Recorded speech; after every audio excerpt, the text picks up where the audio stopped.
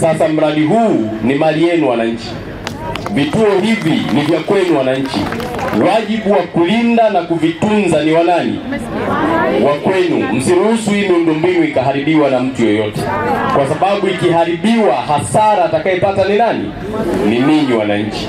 Kwa hiyo vijana, kina mama na kina baba, tulinde miundombinu yote ya serikali ambayo inaletwa kwenye maeneo yetu, kwa sababu inapoharibika, badala ya kuletewa huduma mpya, inabidi fedha inayopatikana ianze kukarabati miundombinu ambayo imeharibika. Huo wajibu ni wa kwenu na wa kila mmoja wetu.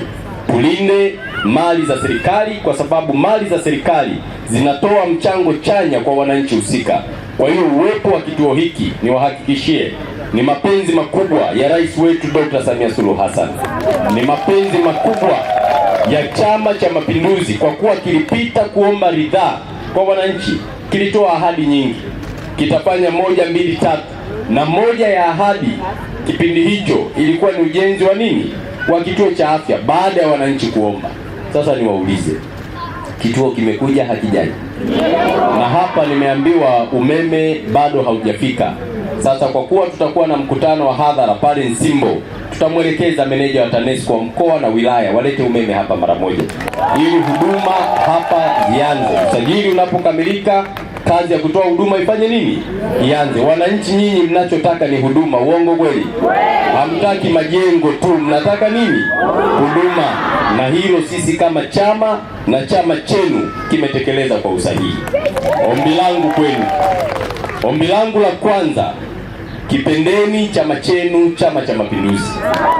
Chama hiki nyinyi mnajua mmetoka nacho wapi, na mnajua kimebadilisha maisha yenu kwa namna gani, Chama cha Mapinduzi.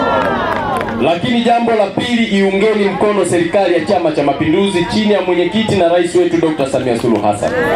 Mheshimiwa Rais kwa dhati ya moyo wake anawapenda sana watu wa Kigoma, na kuthibitisha hilo, katika miaka yake 4 amefanya mambo makubwa ndani ya mkoa huu mmoja wa Kigoma.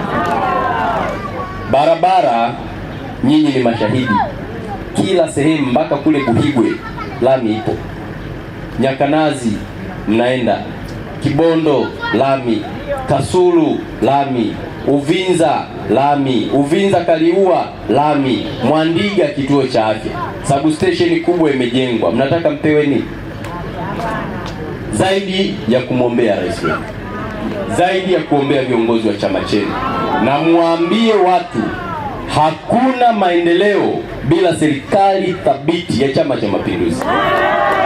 Nyinyi kuwepo kwenu hapa mpaka leo, mna afya bora, mna nguvu, ni kwa sababu ya serikali ya CCM. Na ukweli huu watu hawapendi kuusikia, lakini tutausema bila kupepesa macho. Wanasema kilicho chako kisemee, kitunze ili kidumu. Wenzetu wanapotosha, sisi tutawaambia nini? Ukweli.